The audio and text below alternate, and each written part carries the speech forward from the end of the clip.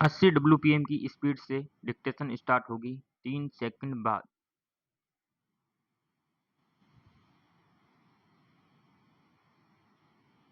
Start.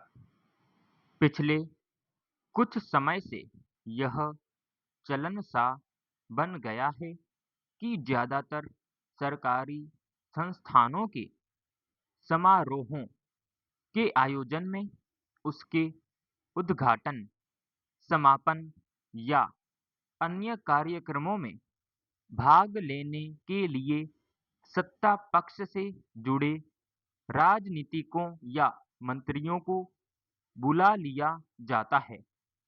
इस बात का ख्याल रखना जरूरी नहीं समझा जाता कि इस तरह किसी स्वायत्तशासी संस्था की छवि और गतिविधि प्रभावित होती है।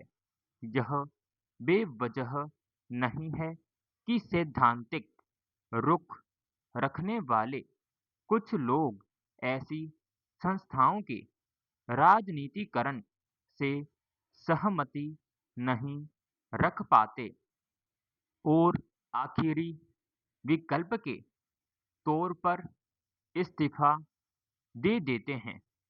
गौरतलब है कि मलयालम के जाने माने लेखक सी राधाकृष्णन ने इस वर्ष के साहित्य अकादमी के साहित्य महोत्सव का उद्घाटन एक केंद्रीय मंत्री से कराए जाने के विरोध में सोमवार को अपने पद से इस्तीफा दे दिया। वे केंद्रीय साहित्य अकादमी के सदस्य थे। उनका कहना था कि साहित्य महोत्सव का उद्घाटन जिस केंद्रीय मंत्री से कराया गया, उनका साहित्य के क्षेत्र में कोई बड़ा योगदान नहीं है। अकादमी के सचिव को लिखे अपने त्याग पत्र में उन्होंने यह शिकायत की थी कि साहित्य अकादमी के लंबे और शानदार इतिहास में पहली बार ऐसा हुआ जबकि अकादमी ने राजनीतिक दबाव के खिलाफ संस्थान की स्वायत्तता को लगातार बरकरार रखा है।